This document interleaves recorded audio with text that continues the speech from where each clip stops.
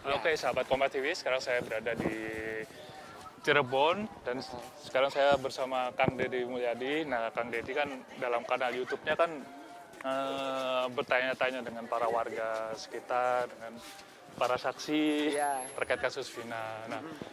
Nih, mana Pak Sudirman ini keluar? Nah, dengan ya, saya ingin tanya sih Kak, motifnya apa sih Kang, sama apa mungkin awal mula lah Kang Deddy bisa. Iya, awal mulanya sih saya agak melihat bahwa kan pertamanya awal mulanya kan ceritanya ada 3 DPO yang belum ditangkap. Kemudian dari 3 DPO itu menyebutkan banyak nama besar dari orang tuanya ya, baik pejabat negara maupun keluarga Polri kan gitu. Tetapi setelah saya melakukan penelusuran dari tempat ke tempat, nah itu makin meredup menurut saya gitu loh. Disebut makin meredup bukan kasusnya menjadi hilang, tapi seluruh arah tuduhan itu semakin saya meragukan. Bukan melindungi karena pejabat Polri ya, atau karena keluarga pejabat negara di Cirebon. Kenapa? Karena ruangnya semakin tertutup ke arah itu menurut saya. Apalagi dengan Polda setelah menangkap Peggy ya, kok saya makin banyak yang makin jauh dari masalah yang sebenarnya. Terus kemudian Polda menganulir kedua DPO yang itu adalah pelaku utama. Dia membunuh, dia memperkosa, dia ngangkut kan korban dari lokasi kejadian, bukan lokasi kejadian ya, lokasi yang diceritakan. Kan belum tentu bahwa lokasi itu lokasi kejadian. Ke flyover itu menunjukkan dalam diri institusi Polda sendiri memiliki keraguan. Bayangin loh, 2 DPO yang dianggap berperan sentral membunuh, memperkosa, mengangkut korban, itu kemudian dianulir. Artinya, terus pelakunya siapa? Oke, kalimat berikutnya, pelakunya ada apa enggak? Nah, sedangkan itu masuk di BAP, di dakwaan, di tuntutan, bahkan di putusan. Artinya bahwa Pengadilan Negeri Cirebon pada tahun 2016 memutus sebuah perkara yang hari ini perkara itu diragukan kebenarannya. Apakah peristiwa itu terjadi atau peristiwa cerita fiksi? Bayangin, kalau itu merupakan cerita fiksi yang merupakan imajinatif dari seorang penyidik, kemudian dituangkan menjadi keputusan negara, dalam hari ini keputusan lembaga yudikatif, betapa tragisnya masalah ini. Dan kemudian menimbulkan kesulitan hukum kalau menurut saya. Satu, PK, aspek formalnya kan harus dipenuhi begitu ketat kan. Kemudian sedangkan orang sudah mengalami penjara vonis seumur hidup. Bahkan Peggy terancam hukuman mati. Kan ini peristiwa hukum yang sesungguhnya di dalamnya, kalau mereka itu tidak bersalah, saya katakan kalau mereka tidak bersalah, adalah peristiwa kemanusiaan yang sangat luar biasa. Peristiwa kemanusiaan dimulai dari penangkapan, penyiksaan. Jadi orang dituntut mengaku dengan disiksa. Nah, kalau orang dituntut mengaku dengan disiksa, orang pasti ngaku. Kalau nggak kuat, gitu kan? Nah, buktinya kalau nggak kuat setelah itu, alat buktinya menurut saya lemah. Kan kalau sebuah peristiwa hukum, apalagi pembunuhan, manakala alat bukti yang bersifat sains itu tidak ditemukan, kan menjadi problem utama. Apalagi pengakuannya dilahir dari penyiksaan. Pengakuan lahir dari penyiksaan, alat bukti sainsnya tidak bisa dipertanggungjawabkan. Bagaimana coba? Kan kalau orang, kan bagi polisi tidak penting orang mengakui. Bahkan bisa jadi saksi pun tidak penting. Manakala sainsnya itu kuat. Karena sains tidak bisa dibohongi. Jejak digital tidak bisa dibohongi. Forensik kan tidak bisa dibohongi. Kalau ini sainsnya tidak bisa dibuktikan pengakuannya dari penyiksaan. Saksinya yang paling menarik mencabut seluruh kesaksiannya sekarang. Walaupun pencabutannya terlambat menurut saya. Tapi sudahlah, bahwa ada sebuah realitas kebenaran yang bisa dilihat hari ini. Gitu. Ini yang di kan Kang Deddy kan mewawancarai banyak.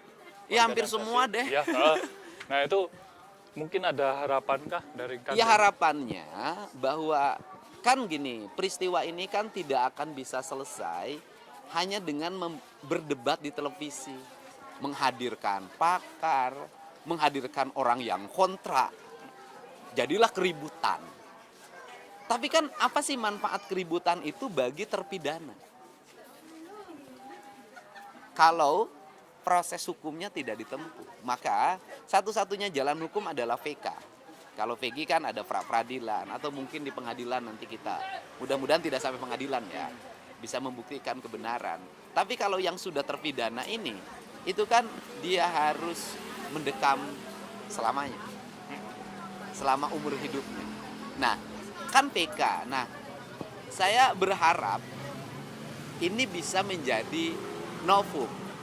Nah, kesimpulan apa yang saya lakukan dari gang ke gang, mewawancara dari tempat ke tempat, terus mungkin masih perlu 1 minggu lagi, nanti siapa tahu menjadi novum. Dan salah satu kunci novum itu adalah Pak Ketua RT. Dalam pandangan saya ya, Pak Ketua RT itu yang menyatakan bahwa anak-anak tidak nginep di rumah anaknya atau rumah dia lah. Kan itu loh. Seluruh saksi yang lain kan sudah nyabut tuh, udah geser karena ada 2 saksi yang diarahkan oleh penyidik. Ada Lingga Akbar diarahkan oleh Parudiana. Nah, Pak RT, tinggal Pak RT saja nih. Nah, dan Pak RT hari ini sulit banget saya temuin. Nih, saya tetangga ya, sulit ya? Ini anak bapaknya Pak Sudirman, sulit. Lah, tapi suatu saat pasti ketemu. Nah, kalau nanti misalnya, kalau Pak RT kekeh, kalau sudah selesai, ya udah kita uji deh. Pernyataan mana sih yang benar? Biar kita juga tahu dong. Pernyataan Pramudia, pernyataan Teguh, gitu loh. Dan yang lainnya termasuk pernyataan para terpidana atau pernyataan Pak RT. Kan gampang menurut saya ya. Uji aja di Mabes Polri. Cara bagaimana menguji di Mabes Polri, saya yakin Pak Oto udah tahu tuh.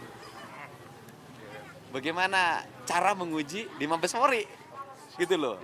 Secara apakah misalnya, bagaimana cara mengujinya sudah dilihat. Kalau nanti ditemukan bahwa yang bohong itu misalnya anak-anak, ya sudah, gitu kan, saya juga akan mundur. Kenapa? Berarti anak-anak memberikan kesaksian yang bohong pada saya. Ngapain saya bela yang bohong? Gitu loh. Tapi kalau di Mabes Polri bahwa yang bohong adalah Pak RT, saya maju terus. Gitu loh. Ya kan? Ya. Karena kuncinya tinggal di Pak RT kalau menurut saya. Nah, sekarang aspek digital. Kan Pak Anton Carlyan, mantan Kapolda, sudah menyampaikan. Oke, kalau pernyataan-pernyataan itu sulit dipercaya. Gitu loh, ya. Oke. Gampang, mereka kan rata-rata punya nomor handphone. Waktu itu zaman BBM. Udah, buka saja.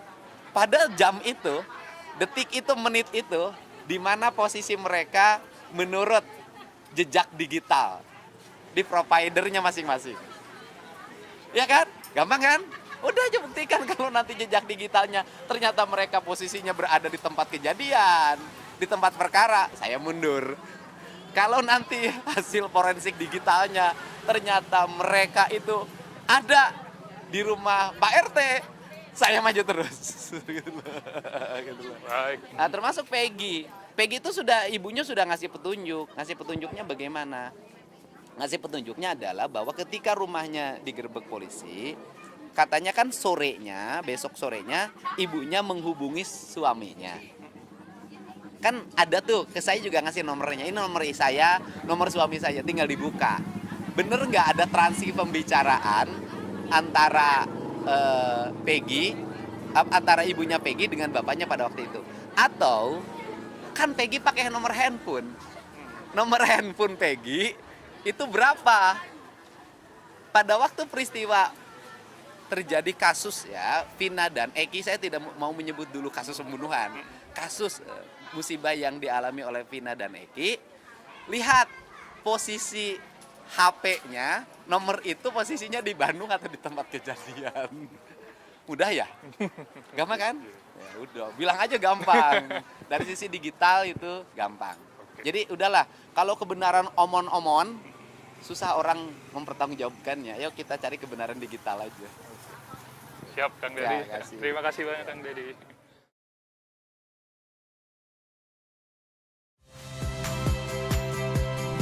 Saya Agin Fridianto. Saksikan terus program-program Kompas TV melalui siaran digital, pay TV, dan media streaming lain. Kompas TV, independen, terpercaya.